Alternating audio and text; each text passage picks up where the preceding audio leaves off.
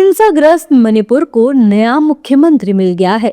मैतेई समुदाय के युमनाम खेमचंद सिंह ने राज्य के नए मुख्यमंत्री के रूप में शपथ ली है। इसके साथ ही लगभग 1 साल बाद हिंसाग्रस्त राज्य में राष्ट्रपति शासन खत्म हो गया है, जबकि राज्य को 2 उप मुख्यमंत्री भी मिले हैं। कुकी समुदाय से आने वाले नेमचा किपगेन और नागा पीपल्स फ्रंट के विधायक लोसी डीखो ने उप मुख्यमंत्री पद की शपथ ली है। उनके साथ बीजेपी के गोविंद दास केंथौजम और एनपीपी के लोकन सिंह ने मंत्री पद की शपथ ली है। लोक भवन के दरबार हॉल में नई शपथ ग्रहण समारोह का आयोजन हुआ। गवर्नर अजय कुमार भल्ला ने नए मुख्यमंत्री और कैबिनेट को पद और गोपनीयता की शपथ दिलाई। नई सरकार बनने पर राजनीतिक प्रतिक्रियाएं भी आ रही हैं। नई सरकार को मैं बधाई देता हूं और मुझे पूरी उम्मीद है कि प्रधानमंत्री नरेंद्र मोदी जी के नेतृत्व में मणिपुर एक बार फिर विकास की डगर पर चलेगा। हमने भाजपा विधायक दल का परिपत्र और हमारे जो तीनों समर्थक दल हैं उनका परिपत्र और इंडिपेंडेंस का परिपत्र गवर्नर साहब को दिया है। जबकि विपक्ष बधाई के साथ साथ बीजेपी पर हमलावर है। विपक्ष कह रहा है कि वहां की हिंसा के लिए बीजेपी ही जिम्मेदार है।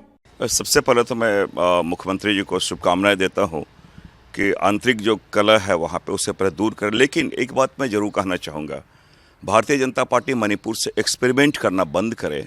जिस प्रकार जातीय हिंसा में पूरे राज्य को उन्होंने झोंका है और प्रधानमंत्री जी की चुप्पी, वहाँ का विजिट ना करना या मणिपुर को देश का अंग ना मानना, जिस प्रकार उनका व्यवहार था, जिस प्रकार ऐसा लगा कि मणिपुर इस भारत का अंग है या नहीं है, तो जो जातीय हिंसा वहाँ फैली थी उसके लिए पूरी भारतीय जनता पार्टी जिम्मेवार है।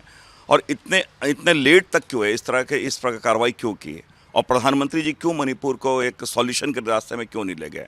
मैं ये जरूर कहना चाहूँगा, ये एक्सपेरिमेंट जो कर रहे हैं लगातार, कभी मुख्यमंत्री बदल रहे हैं, कुछ कर रहे हैं और त्यागपत्र जिस प्रकार दिया गया, उनको संरक्षण जिस प्रकार दिया जाती है संघर्ष में, तो मैं समझता हूँ बहुत दुखद स्थिति है। इतना वायलेंस देखने के बाद, इतनी आपनधापी देखने के बाद, जहाँ पे वो पहले तो आपने आग लगाई, वहाँ पर उस आग को और फैलाने का काम किया। लोग चाहते थे कि मुख्यमंत्री को निकाला जाए, पर आपने मुख्यमंत्री को उनके पद पे बनाए रखा।